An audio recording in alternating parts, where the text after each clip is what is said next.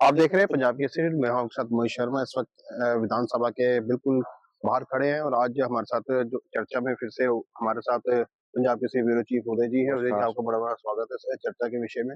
बात करेंगे आज जो असेंबली के अंदर एक दो तीन मुद्दों के ऊपर बात हुई है, जैसे कि पवन गुप्ता जी ने बात की कि जम्मू के साथ भेदभाव किया गया और सीधा का सीधा जो उन्होंने एक चैलेंज जो है वो चीफ मिनिस्टर को दिया है। क्या कहेंगे इसके बारे में आप? देखिए अभी बजट जो उमर अब्दुल्ला सरकार ने पेश किया था, वो तो पारित हो गया, लेकिन अभी जो ग्रांट्स को लेके जो बहस हो रही है, उसमें जो है अभी 2 विभाग थे मुख्यतः, एक शिक्षा और स्वास्थ्य विभाग को लेकर जो है वो अनुदान माँगों को लेकर चर्चा की जा रही है। उसी में जो विधायक हैं उधमपुर के पवन गुप्ता जी ने, उन्होंने आंकड़े प्रस्तुत किए हैं जिसमें कहा है कि जो कश्मीर संभाग है और जो जम्मू संभाग में जो अनुदान प्रदान किए हैं जो विभागों में, उसमें काफ़ी अंतर है।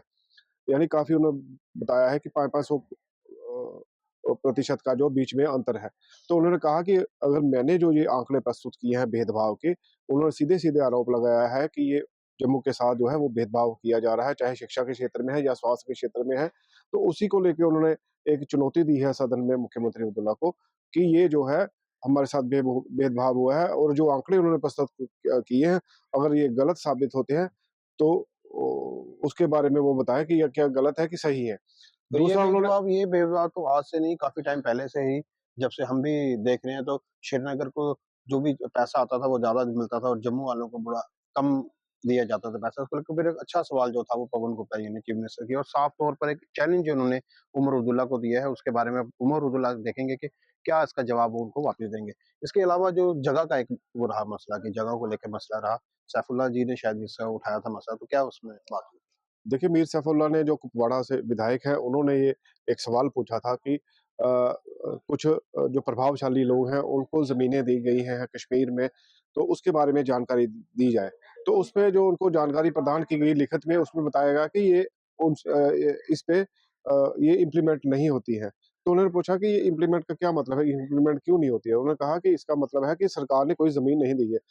लेकिन बार-बार जब उन्होंने इस बात पे सवाल किया है, तो मुख्यमंत्री उमर अब्दुल्ला ने खड़े होकर स्पष्ट तौर पे कहा कि किसी इन्फ्लुएंशियल को जो है या किसी व्यक्ति को जो है ज़मीन नहीं दी गई है। किसी उद्योग को स्थापित करने या किसी उसको करने के लिए उद्योग विभाग को जो है वो ज़मीन दी गई है। अगर आप उनसे जानकारी चाहते हैं, तो वहाँ से पता कर सकते हैं कि किसी ने, लेकिन उनकी जानकारी के मुताबिक किसी भी प्रभावशाली व्यक्ति को ज़मीन नहीं दी ज़मीन नहीं गई है। इसी के साथ एक लास्ट क्वेश्चन मैं आपसे ऐड करूँगा आपसे कि आज सुबह ही जब डिप्टी चीफ मिनिस्टर असेंबली में आए, तो मीडिया से बातचीत करते उन्होंने साफ तौर पर कहा कि जो जम्मू कश्मीर जो है ये अभी टेढ़ा-मेढ़ा था, अभी इसको सीधा करने की ज़रूरत है। उनके जो वो थे, जो उनकी बात थी, वो काफ़ी टाइम तक समझ नहीं है कि टेढ़ा-मेढ़ा क्या था? ऐसा क्या है यहाँ पे टेढ़ा-मेढ़ा जो आज ये 4 महीने के अंदर जो ठीक करने आए हैं? देखिए उनकी जो बात है उससे हम इसको 2-3 तो तरह इस से पर एक मैं आपको रोकूँगा, इस पर पवन जी ने भी जब बात उनसे की, उन्होंने कहा कि टेढ़े-मेढ़े के अंदर ये है कि 4-5 पार्टियों में घूम कर ये अब यहाँ पर आए हैं, तो उनको तो हर चीज़ जो है वो टेढ़ी-मेढ़ी ही नज़र आती है।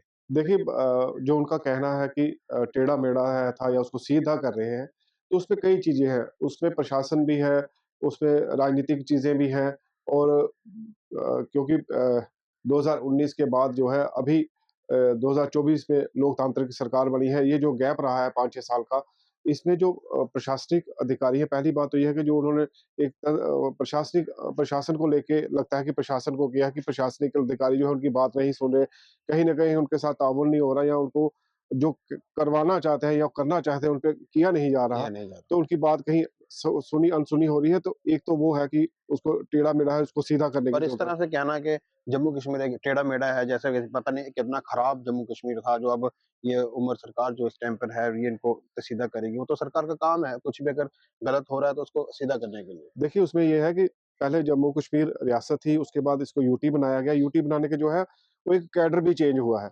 तो एजीयूएमटी जो कैडर है, उसके तहत जो है प्रशासनिक अधिकारी बाहर से आए हैं।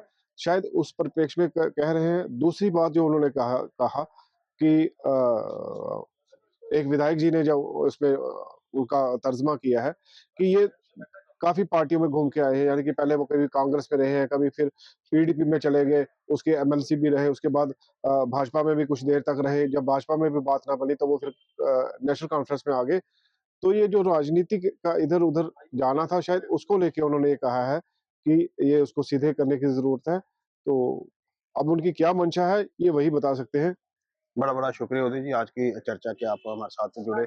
आज का भी जो विषय था सिर्फ़ मेन ये था कि पवन गुप्ता जी ने साफ चैलेंज किया उमर अब्दुल्ला को कि अगर कुछ भेदभाव के अगर आप अगर इसको देखते हैं तो मुझे बताइए। यूँ ही ताज़ा समाचार बने रहिए कैमरा चैनल के साथ मोहित शर्मा पंजाब केसरी जम्मू।